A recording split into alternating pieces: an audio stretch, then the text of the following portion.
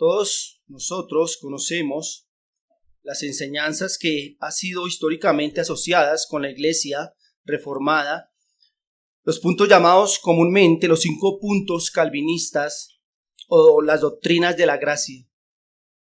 En estas doctrinas, la Iglesia reformada creo que persevera sola. Y estas doctrinas aseveran en cada uno de sus puntos que la salvación proviene soberanamente de Dios y no del hombre. Recordemos rápidamente estas doctrinas. La primera es la elección incondicional. La segunda, la redención limitada. Tercero, llamamiento eficaz o irresistible. Primero, depravación total, elección incondicional, redención limitada, llamamiento eficaz o irresistible y la perseverancia de los santos. Pero la mayoría de las personas que se confiesan hoy cristianas, o la mayoría de las iglesias que dicen tener fe en Jesucristo, creen a grandes rasgos lo siguiente respecto a su salvación. Y es que ellos creen en el libre albedrío o la capacidad humana, que enseña que aunque el hombre esté afectado por la caída, el hombre tiene la capacidad espiritual de escoger el bien espiritual y es capaz de ejercitar la fe en Dios a fin de recibir el evangelio y de este modo tener por sí mismo la salvación. También creen que la elección es condicional, es decir, que Dios puso sus manos sobre todos aquellos individuos que sabía o preveía que iban a responder al evangelio, y Dios eligió a aquellas personas que Él vio que querrían ser salvas por medio de su libre albedrío. Creen que la redención es universal, que es una expiación, o que Cristo murió por todos los hombres. Cristo murió para salvar a todos los hombres según ellos, pero solo de un modo potencial. La muerte de Cristo hizo posible, escúcheme bien, ellos creen que la muerte de Cristo hizo posible que aquellas personas o aquellos pecadores pudieran ser perdonados, pero únicamente a condición que ellos creyeran. Ellos creen que la obra del Espíritu Santo en la regeneración está limitada por la voluntad humana. Este punto enseña que el Espíritu Santo, cuando comienza la obra de traer a una persona a Cristo, puede ser eficazmente resistido y sus propósitos frustrados. Y en la caída, creen en la caída de la gracia. Aquí creen que el hombre salvo podría final o definitivamente perder la salvación. Si usted se fija en estas doctrinas, ponen al hombre como el responsable de su salvación, capaz de recibir o resistir la salvación, pero esto negaría por completo que Dios es un Dios soberano. Que Dios es soberano lo hemos demostrado a través de las Escrituras y hemos dicho que lo fue en la obra de creación, que lo es en las obras de providencia, pero debemos en esta mañana preguntarnos, ¿lo es también en la obra de salvación? En esta mañana, por tanto, nos ocuparemos de resolver esta cuestión. ¿Tiene Dios potestad de salvar a los hombres? ¿O dependen de ellos buscar esa salvación? ¿O acaso Dios hace una parte en la salvación y el hombre otra? Así que en esta mañana trataremos el tema general de la soberanía de Dios en la salvación. La soberanía de Dios en la salvación. Y lo haremos bajo 3 encabezados. Y creo que esta vez la providencia estuvo conmigo, de mi lado y me ayudó. Y mis 3 puntos son sencillos. La soberanía del Padre en la salvación, la soberanía del Hijo en la salvación y la soberanía del Espíritu Santo en la salvación. Vayamos sobre nuestro primer encabezado, la soberanía del Padre en la salvación.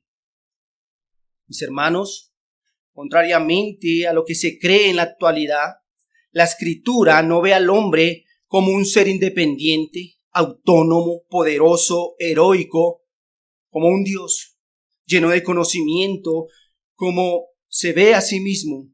La Biblia lo ve como barro, simplemente barro, masa para ser moldeada, arcilla de la cual Dios, quien sí es independiente, autónomo, todopoderoso, omnisciente, la usa para hacer la vasija que Él desea. ya sea para honra o para deshonra. Quiero que vaya a Romanos capítulo 9, versículo 21 al 23.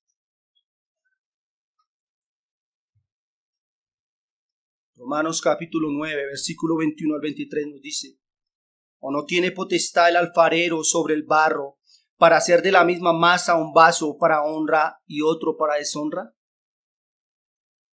¿Y qué, si Dios, queriendo mostrar su ira y hacer notorio su poder, soportó con mucha paciencia los vasos de ira preparados para destrucción? Y para hacer notoria las riquezas de su gloria, las mostró para con los vasos de misericordia que Él preparó de antemano para gloria. Dios, hermanos, tiene el derecho a hacer lo que desea con las criaturas que Él formó. Y esto mismo Él hace. Él obra lo que desea con las criaturas que salieron de sus manos. Eso lo vemos con clara evidencia en la doctrina de la predestinación. Si escucho bien, hermanos, la doctrina de la predestinación. ¿Y qué es esta doctrina? ¿Qué dice la doctrina de la predestinación? Es aquella doctrina que nos dice que antes de la fundación del mundo, Dios hizo una elección. Ante sus ojos omniscientes estaba toda la raza de Adán, y de ella escogió un pueblo y lo predestinó para hacerlos sus hijos, para hacerlos conforme a la imagen de su Hijo, y los ordenó para vida eterna. La Biblia le atribuye esta acción de elegir y de seleccionar a la primera persona de la Trinidad, al Dios y Padre. Según la evidencia bíblica que traeremos a continuación, el Padre es quien actúa como el alfarero, un alfarero que puede hacer de un mismo barro vasos para distintos usos. Por tanto, de la humanidad caída, Dios puede hacer algunos vasos para mostrar su poder y su justicia en su condenación, y otros para mostrar su misericordia y amor. Nótese aquí que hace unos vasos indignos y otros decorosos, pero los hace del mismo barro. Todos éramos de la misma esencia, de la misma condición.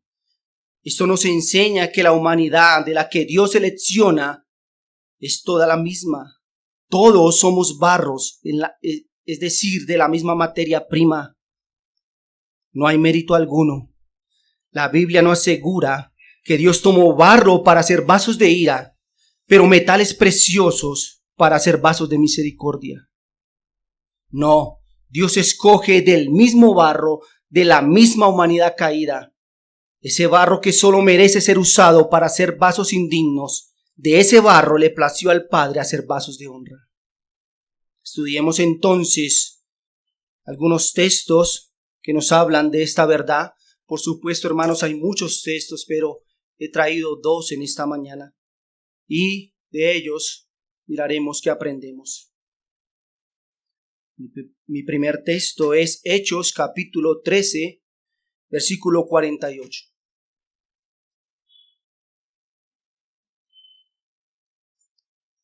Hechos 13, 48 dice: Los gentiles, oyendo esto, se regocijaban y glorificaban la palabra del Señor, y creyeron todos los que estaban ordenados para vida eterna. Creyeron todos los que estaban ordenados para vida eterna.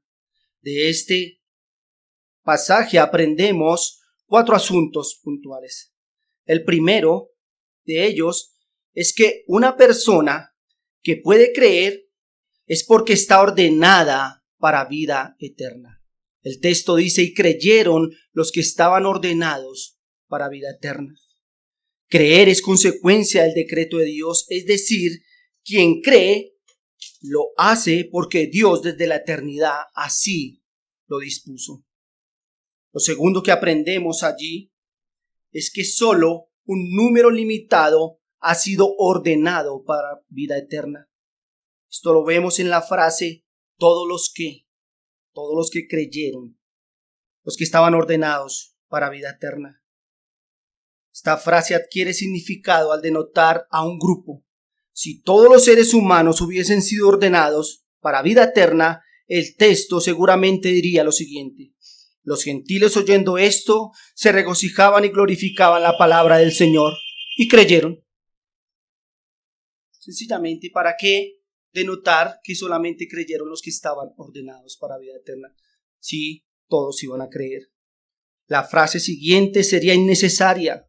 Sin embargo, el texto puntualiza: y creyeron todos los que estaban ordenados, los que estaban asignados, dispuestos a una posición, establecidos o señalados.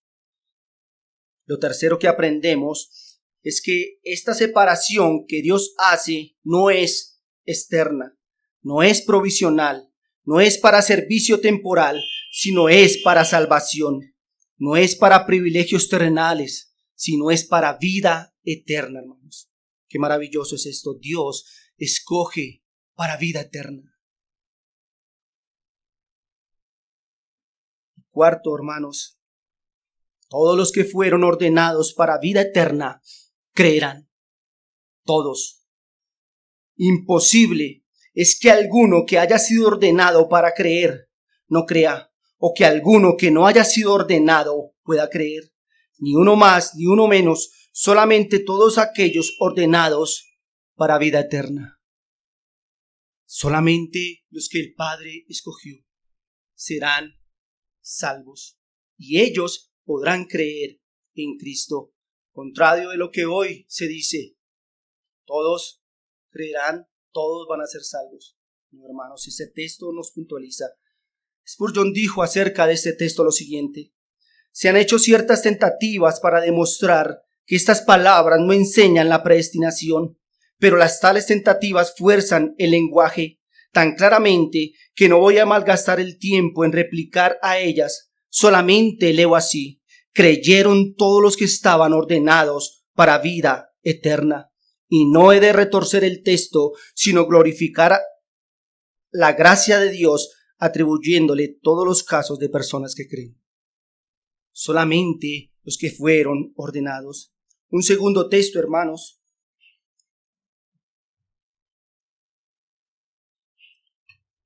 Es Efesios capítulo 1, versículo 3, versículo 5 y versículo 11.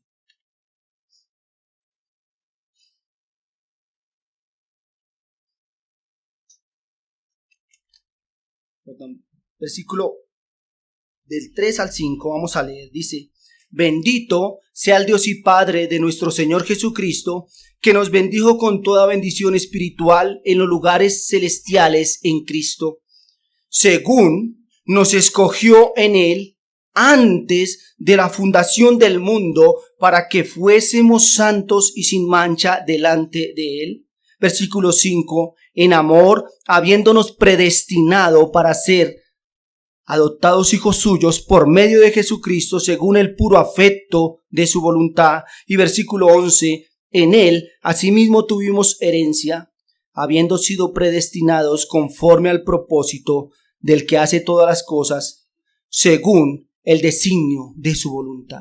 Soberanía absoluta. ¿Qué aprendemos entonces de estos textos o de este texto? Primero, el autor de la elección.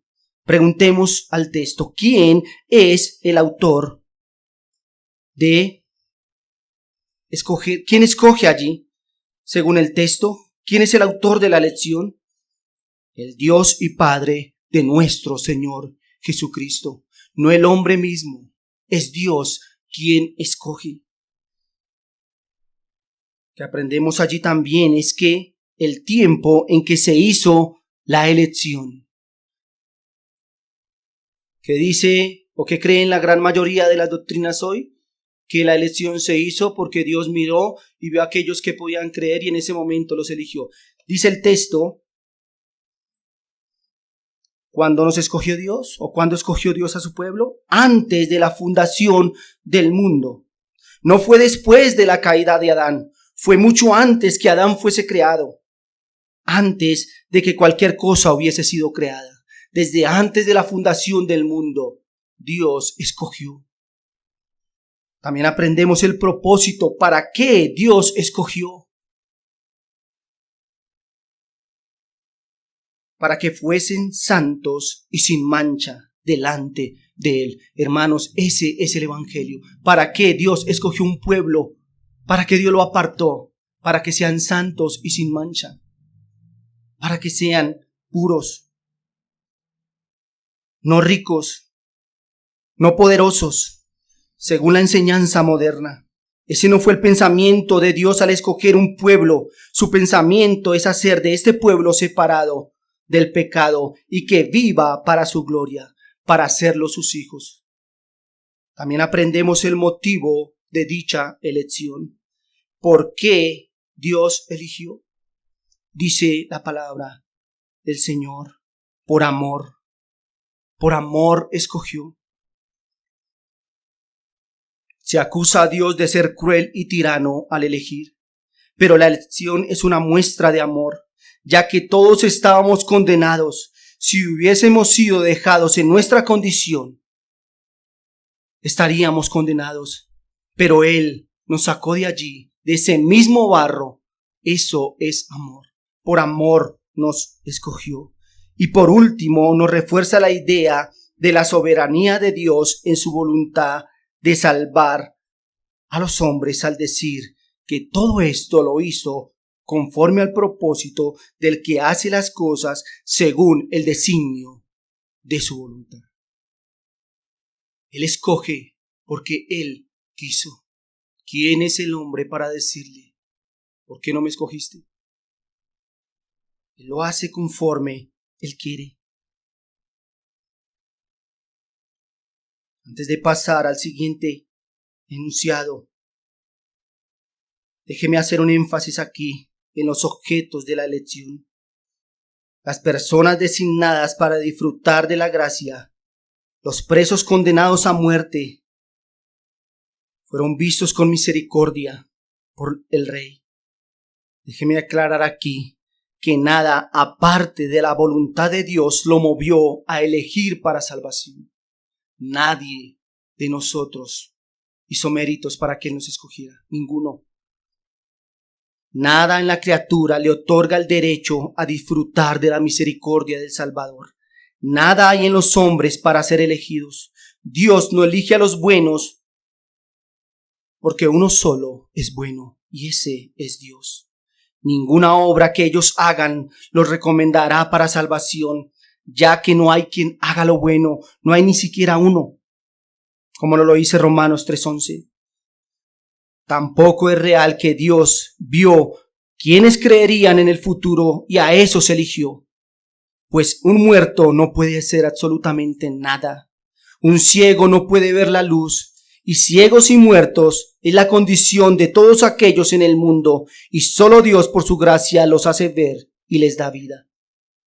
Así que Dios escogió porque quiso, porque así lo decidió libremente. Por tanto, Dios es soberano en la salvación, porque antes de la fundación del mundo decidió salvar a un grupo de hombres de manera libre y voluntaria para hacerlos sus hijos y herederos de la gracia. Allí vemos la soberanía del Padre en la salvación. Él eligió conforme a su voluntad. Veamos un segundo enunciado y es: el Hijo es soberano en la salvación. Se afirma en la mayoría de círculos cristianos que Cristo, al morir en la cruz, hizo posible la salvación, que murió para que todos aquellos que crean en Él sean salvos, pero que de ninguna manera el Hijo tenía en mente un grupo específico que sería eficazmente favorecido con este sacrificio, sino que en última instancia la salvación será para aquellos hombres que decidan creer y hacer eficaz en ellos la muerte expiatoria de Cristo. Entonces, si esto fuere cierto, que Cristo murió por toda la humanidad, entonces todos deberían ser salvos. Todos, absolutamente todos los hombres deberían ser salvos. A esto tenemos grandes objeciones, pues la salvación, según este pensamiento, yace en el hombre y no en Dios. Pero veamos dos argumentos, tengo más, pero voy a dar dos, a favor de la declaración de que Cristo murió por algunos, por los mismos que el Padre eligió. Mi primer argumento a favor de que Cristo es soberano en la salvación y que no murió por todos los hombres es el siguiente. Y es que la expiación por medio del sacrificio de Cristo necesariamente debe limitarse a los elegidos del Padre. Sé que es largo, hermanos, por eso lo repito. La expiación por medio del sacrificio de Cristo necesariamente debe limitarse a los elegidos por el Padre. Debemos decir, podemos reconocer en primera medida que Cristo viene al mundo por la voluntad del Padre y para hacer la voluntad del Padre. Vino porque el Padre lo envió y vino para hacer lo que el Padre le encargó que hiciese. Hebreos capítulo 10, versículo 7 y Juan capítulo 6, versículo 38. Hebreos capítulo 10, versículo 7 y Juan capítulo 6, versículo 38. Hebreos 17 dice: Entonces dije, he aquí que vengo, oh Dios, para hacer tu voluntad, como en el rollo del libro está escrito de mí. Y Juan 6:38 dice: Porque he descendido del cielo, no para hacer mi voluntad, sino la voluntad del que me envió. Por tanto, si Dios eligió desde antes de la fundación del mundo, como lo vimos, a los beneficiarios del sacrificio de Cristo, y Cristo y el Padre tienen una misma voluntad, entonces no era la intención de Cristo morir por todos, incluyendo aquellos que el Padre no eligió. Simplemente el sacrificio de Cristo se limita a aquellos que el Padre eligió. La voluntad del Padre vino a ser el Hijo. Él no iba a salvar a aquellos que el Padre no escogió. Eso sería irse en contra de la voluntad de su Padre. Ahora, una y otra vez, Cristo se refiere a aquellos que me diste, y en estos pone especial interés. Juan capítulo 6, versículo 37 y 39. Todo lo que el Padre me da, vendrá a mí, y al que a mí viene, no le echo fuera. Y esta es la voluntad del Padre, el que me envió, que todo el que me diere, no pierda yo nada, sino que lo resucite en el día postrero. Juan capítulo 17, versículo 1.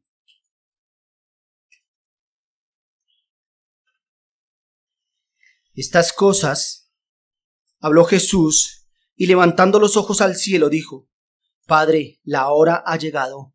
Glorifica a tu Hijo para que también tu Hijo te glorifique a ti. Versículo 2. Como le has dado potestad sobre toda carne para que dé vida eterna a todos los que le diste. Versículo 6. He manifestado tu nombre a los hombres que del mundo me diste. Tuyos eran y me los diste, y han guardado tu palabra. Versículo 9. Yo ruego por ellos, no ruego por el mundo, sino por los que me diste, porque tuyos son. Versículo 24. Padre, aquellos que me has dado, quiero que donde yo estoy, también ellos estén conmigo, para que vean mi gloria que me has dado, porque me has amado desde antes de la fundación del mundo. Mis hermanos, Entonces, antes de la constitución del mundo, Dios escogió un pueblo para sí, y la muerte y resurrección de Cristo hizo posible el perdón y la redención de ese pueblo. Si usted notó, los textos dicen, los que me diste, no otro, ninguno más. Los que tú me diste, a ellos he venido a redimir. Mi segundo argumento es que la propia naturaleza de la expiación demuestra que que había una lección o que este sacrificio era limitado. Recuerde, hermano, que cuando hablamos del sacrificio expiatorio de Cristo en la cruz, estamos hablando de que Cristo fue entregado a la muerte sangrienta como sustituto del pueblo escogido de Dios, para que su sangre lavara el pecado de ese pueblo escogido. Naturalmente, la palabra expiación nos traslada a los sacrificios del Antiguo Testamento. Por ejemplo, al día de la expiación, esa fiesta solemne en la cual el sacerdote entraba al lugar santísimo una vez al año con el cordero o macho cabrío, el cual era sacrificado, y su sangre era ofrecida para pagar por sus pecados y los pecados del pueblo. Este animal era el sustituto del pueblo pecador que merecía morir. Este sacrificio cumplía dos propósitos, uno para con Dios y otro para con el hombre.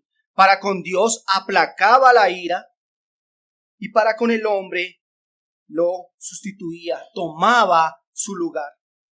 Al ser Cristo el sacrificio perfecto y definitivo para expiar los pecados de los hombres, Él cumple esta doble función. Por una parte aplaca, absorbe la ira del Padre, satisfaciendo su santa justicia, y sustituye y toma lugar del pecador y sufre el castigo que éste merecía. El Padre recibe el sacrificio de Cristo y prueba de esto es que al tercer día el Señor resucitó. Entonces, hasta aquí tenemos una deuda imposible de pagar para el hombre, un sustituto perfecto que cancela la totalidad de la deuda y un Dios santo y justo satisfecho con el pago, porque hubo un sustituto. ¿Cuál era la naturaleza entonces de la expiación? Aplacar la ira del Padre, y allí había un sustituto. Eso fue lo que hizo Cristo en la cruz. El problema que nos surge aquí entonces frente a la declaración de que Cristo murió por todos los hombres es que todos sin excepción serían redimidos, perdonados y por ningún motivo serían condenados, ya que su deuda estaba saldada. Deberíamos preguntar por qué el juez justo de toda la tierra cobraría dos veces la deuda, una a su hijo y otra al pecador mismo. La Biblia nos dice con claridad que hombres están y estarán en la condenación, porque su deuda no fue cancelada. Por tanto, deben ellos mismos y deberán pagar sus propios pecados. La paga del pecado es la muerte. Por tanto, la razón por la que unos hombres irán a la condenación y otros a la vida eterna es porque Cristo murió por los unos, por los escogidos, los vasos de misericordia. Fue el sustituto eficaz y suficiente para ellos, pero los otros son vasos de ira por los cuales Cristo no murió y por tanto no serán salvos. La Biblia nos dice claramente que hombres han ido e irán a la condenación. Si la naturaleza de la expiación fuera para todos, ¿por qué la Biblia nos dice que habrán condenados? Juan 8:21 dice, otra vez les dijo, yo me voy y me buscaréis, pero en vuestro pecado moriréis. A donde yo voy, vosotros no podéis venir. ¿Cómo es que algunos morirán en sus pecados si la deuda ya fue pagada? Cristo declara en este texto que algunos hombres morirán en sus pecados. Mateo 25:41 dice, entonces dirá también a los de la izquierda: apartaos de mí, malditos, al fuego eterno preparado para el diablo y sus ángeles.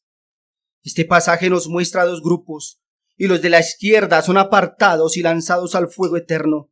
¿Pero por qué, debemos preguntarnos? Si toda la humanidad estaba en Cristo y fue redimida en su sacrificio, ¿por qué estos perecerán? La respuesta es porque la redención de Cristo es particular y está limitada a los hijos que el Padre le entregó y no a toda la humanidad. El Hijo es soberano en la salvación.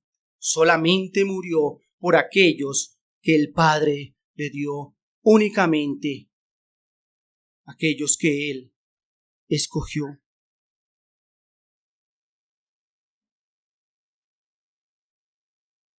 Hemos visto entonces hasta aquí. Hemos abordado la soberanía del Padre en la salvación. Analizamos dos textos bíblicos que nos mostraron con claridad al Dios, el Padre, como el autor de la elección para salvación o autor de la predestinación desde antes de la fundación del mundo y por el designio de su voluntad. Lo segundo que hemos abordado es que el Hijo es soberano en la salvación. Y allí demos dos argumentos a favor de la declaración de que el sacrificio expiatorio de Cristo está limitado a aquellos escogidos del Padre y que de ninguna manera pudo hacer Cristo pagado, o que de ninguna manera pudo haber Cristo pagado la deuda como sustituto de toda la humanidad, únicamente de aquellos que el Padre le dio. Veamos entonces un tercer punto, el tercer enunciado, y es la soberanía de la tercera persona de la Trinidad, la soberanía del Espíritu Santo en la salvación.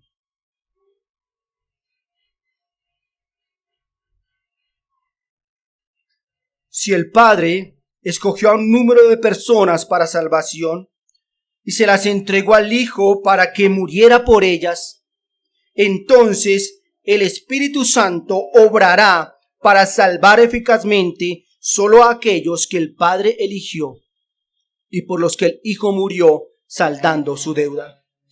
La voluntad del Padre, del Hijo y del bendito Espíritu Santo es una y la misma, y siempre y aún en la salvación.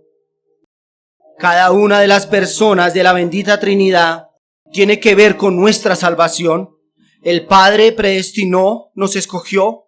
El Hijo hizo propiciación, murió por nosotros, y el Espíritu Santo nos regenera y nos da vida. El nuevo nacimiento es la obra soberana del Espíritu Santo en el hombre, quien no tiene arte ni parte allí. Dígame o pregunto, ¿qué trabajo hicimos nosotros para nacer? ¿Lo planeamos? ¿Lo aceptamos? ¿Ayudamos en algo? Así como nada hicimos en nuestro nacimiento físico, nada, absolutamente nada hicimos en el nacimiento espiritual. Recordemos que la regeneración o nuevo nacimiento es aquella obra soberana de Dios, Espíritu Santo, dando vida espiritual a un individuo que estaba muerto en sus pecados, perdonándole todas sus maldades y dándole un corazón nuevo. El nuevo nacimiento es una resurrección espiritual, es un pasar de muerte a vida, como nos lo dice Juan, capítulo 5, versículo 24. Juan, capítulo 5, versículo 24 nos dice: de cierto os digo, el que oye mi palabra y crea al que me envió, tiene vida eterna y no vendrá condenación, mas ha pasado de muerte a vida. La regeneración es un acto soberano del Espíritu Santo. Él hace exactamente lo que desea. Imposible es que el hombre frustre al Espíritu Santo o lo controle, porque la regeneración no está en las manos del hombre, está en las manos de Dios. En la conversación de nuestro Señor Jesucristo con Nicodemo se toca este tema por parte del Señor, quien desea explicarle a Nicodemo la necesidad del nuevo nacimiento. En el versículo 8 del capítulo 3 dice: Juan capítulo 3, versículo 8. El viento sopla de donde quiere y oye su sonido, mas ni sabes de dónde viene ni a dónde va. Así es todo aquel que es nacido del Espíritu. Aquí se hace una comparación entre el viento y el Espíritu. Ambos son soberanos en sus acciones y ambos son misteriosos en sus operaciones. Nadie puede ordenar el curso de un huracán o disminuir su velocidad. ¿Quién puede decirle a un huracán, por acá no pases? Los grandes inventos del hombre no han podido hacerlo. El viento no consulta la voluntad del hombre, ni puede ser regulado por sus inventos. El viento solo es controlado por la sabiduría divina, pero respecto al hombre es soberano en sus operaciones. Así, exactamente así sucede con el Espíritu de Dios. Del mismo modo, el Espíritu Santo es poderoso, invisible y está más allá de la capacidad del control y manipulación del hombre. El Espíritu Santo obra de la manera que quiere hacerlo. El Espíritu Santo puede regenerar a una persona o a una multitud. Aunque muchos son expuestos al mismo mensaje del Evangelio, solo pocos entienden y pocos se convierten. A esto nos referimos al decir que el Espíritu Santo de Dios es soberano. Él puede convertir a una persona inmediatamente o puede durar tiempo, convirtiéndola, llamándola, haciendo la obra. Él es soberano absoluto y regenera exactamente a quien Él quiere. En consecuencia, Juan pudo decir en Juan 1:13 que los hijos de Dios no son engendrados de sangre ni de voluntad de carne, sino de la voluntad de varón. Ni de la voluntad de varón, sino de Dios. Lo que sucede hoy en muchos púlpitos no es más que una burla descarada a la soberanía del Espíritu Santo. Cuando el predicador le ordena hacer esto o aquello, muévete aquí, muévete allá. El hombre no puede ordenar al Espíritu qué hacer, a quién dar vida o a quién vivificar. Eso es potestad solo del Espíritu de Dios. También es un craso error afirmar que primero el hombre cree, acepta al Señor en su corazón y luego el Espíritu le hace nacer de nuevo. No, la regeneración precede a la fe. Primero el Espíritu Santo nos da vida y luego podemos creer. Si la regeneración no precede a la fe, sino que la sigue y depende de ella, entonces la salvación es de aquel que corre, aquel que quiere, pero no de Dios. Y esto es una contradicción directa a lo que nos dice Romanos capítulo 9, versículo 16. Romanos capítulo 9, versículo 16.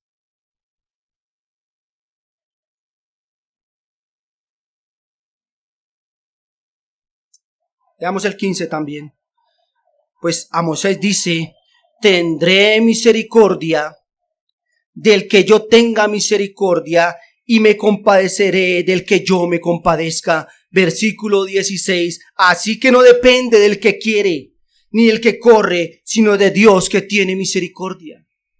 No depende del que quiera creer. Depende de que el Espíritu Santo haga nacer de nuevo. Primero se necesita nacer de nuevo para poder creer en Cristo.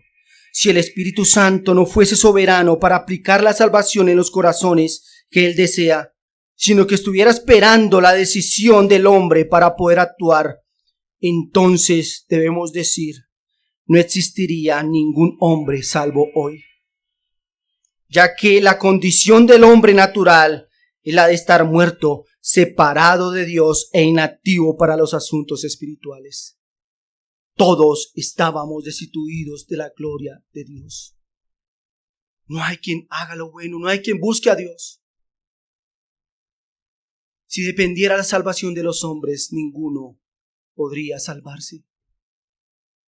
Gracias a la soberanía del Espíritu Santo que nos hace nacer de nuevo, es que nosotros podemos creer en Cristo. Efesios capítulo 2, versículo 1 nos dice: y Él os dio vida a vosotros. Mire lo que dice: cuando estabais muertos en vuestros delitos y pecados. Esa es la condición de todo ser humano, muerto. Y yo pregunto, ¿qué puede hacer un muerto? Eso de zombies es una película, no es una realidad. Los muertos no pueden hacer absolutamente nada. Nada. La Biblia dice que estábamos muertos en nuestros delitos y pecados y dice que Él nos dio vida. Romanos capítulo 8, versículo 5 al 8. Porque los que son de la carne piensan en las cosas de la carne, pero los que son del Espíritu en las cosas del Espíritu. Una persona que no ha sido redimida por el Señor, una persona natural, no piensa en las cosas del Espíritu. Lo vemos aquí, lo escuchamos. ¿Ellos están pensando en Dios? No. Porque el ocuparse de la carne es muerte, pero el ocuparse del Espíritu es vida y paz. Por cuanto los designios de la carne son enemistad contra Dios, porque no se sujetan a la ley de Dios, ni tampoco pueden. Y los que viven según la carne no pueden agradar a Dios. Allí dice que no pueden. Un hombre no puede acercarse a Dios sin que la obra del Espíritu Santo esté en él.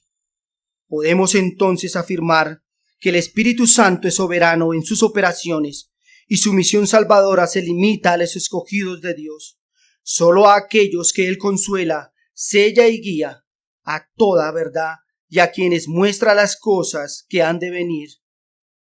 La obra del Espíritu es necesaria para el cumplimiento total del propósito eterno de Dios. Quiero decir esto con reverencia.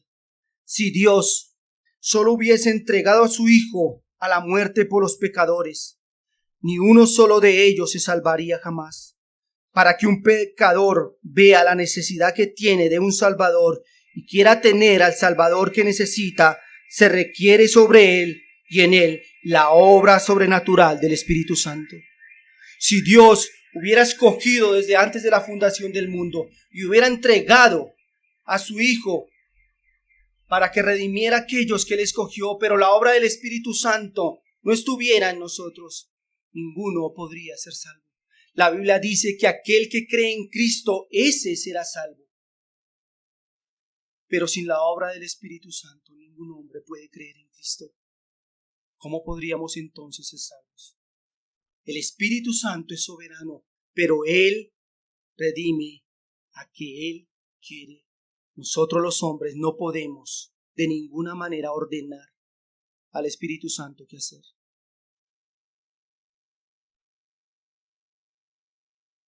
Con este estudio, hermanos, entonces, hemos procurado demostrar la perfecta armonía de los caminos de Dios, que cada una de las personas de la divinidad obran en concordancia a las demás.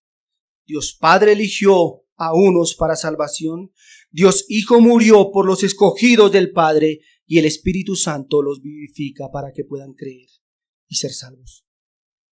Déjeme terminar aquí con dos aplicaciones. La respuesta a la soberanía de Dios por parte de sus elegidos no puede ser otra que la adoración sincera y humilde. ¿Cuánta adoración debería brotar de nuestras almas hacia ese Dios soberano que nos escogió entre muchos hombres y mujeres para darnos vida y un nuevo corazón para amar a Cristo y ser perdonados de nuestros pecados, librándonos de la condenación? Quizá podríamos pensar que no teníamos el corazón tan duro, que no éramos tan obstinados y que quizás éramos más sensibles al llamado del Evangelio. Pero mis hermanos, la Escritura no apoya esta idea. Por el contrario, afirma que todos éramos objetos de ira. ¿Recuerdas que hubo un tiempo en el que odiabas todo lo relacionado con Dios? ¿No te burlabas de quienes servían y adoraban a Cristo. No vivías para ti mismo en tus pecados sin prestar atención a los ojos de Dios que te veían todos los días, pero que no había ni un pequeño remordimiento en ti. De seguro que estas afirmaciones describen la vida de muchos de nosotros hoy. Sin Cristo, qué vergüenza debemos sentir por ello. La vida que llevábamos un tiempo atrás era una vida totalmente en contra de nuestro Salvador. Pero ahora yo pregunto, ¿por qué hoy todo esto es distinto? ¿Por qué tú y yo podemos estar hoy aquí glorificando a Dios y no estamos en otro lugar deshonrándolo? ¿Qué fue lo que te trajo de tu justicia propia a reconocer la misericordia y a reconocer la miseria que tú tienes y rogar por la bondad del Señor? A ser un enemigo de Dios y a estar en completa paz. De ser desobediente y altivo a ser un obediente hijo suyo. Pues con seguridad, todos los que estamos hoy aquí responderemos como el apóstol Pablo en 1 Corintios capítulo 15 versículo 10. Por la gracia de Dios soy lo que soy. Únicamente por la gracia de Dios. Hoy tú y yo estamos aquí con una esperanza viva de adorar y glorificar a nuestro Dios por la eternidad. Pero tal vez para algunos aquí, escuchar un mensaje como este es desalentador y frustrante. Alguien dirá, ¿y si no fui elegido desde antes de la fundación del mundo? ¿Qué puedo hacer si aunque yo quisiera, Dios no me mira? Cristo no murió por mí y no ser objeto de la regeneración por parte del Espíritu Santo. Hoy te digo, mi amigo, no hagas como el joven rico de la historia que se nos relata en Lucas capítulo 18, versos 18 al 23. Este hombre se entristeció y se alejó del Señor, perdiendo su oportunidad de salvación. Para ti la Biblia tiene un mensaje claro hoy. Lucas 19, versículo 10. Porque el Hijo del Hombre vino a buscar y a salvar lo que se había perdido. Cristo está dispuesto a salvar. La pregunta que debes hacerte no es, ¿seré un elegido? La pregunta es, ¿soy un pecador miserable que necesita ser rescatado? Sí, la respuesta es que sí. Por eso, mi amigo, ven a Cristo. Él no te desprecia. Él no te rechaza. A nadie que se acerque a Él creyendo. Hoy hay oportunidad de salvación. Si te aferras a Jesús como tu sustituto, creyendo en Él, tu salvación no será una acción, sino una hermosa realidad. Así que, amigo, hoy has escuchado el Evangelio. Cristo está allí para salvar. Solamente en Cristo seremos salvos y hoy hay oportunidad. No la desaproveches. Oremos.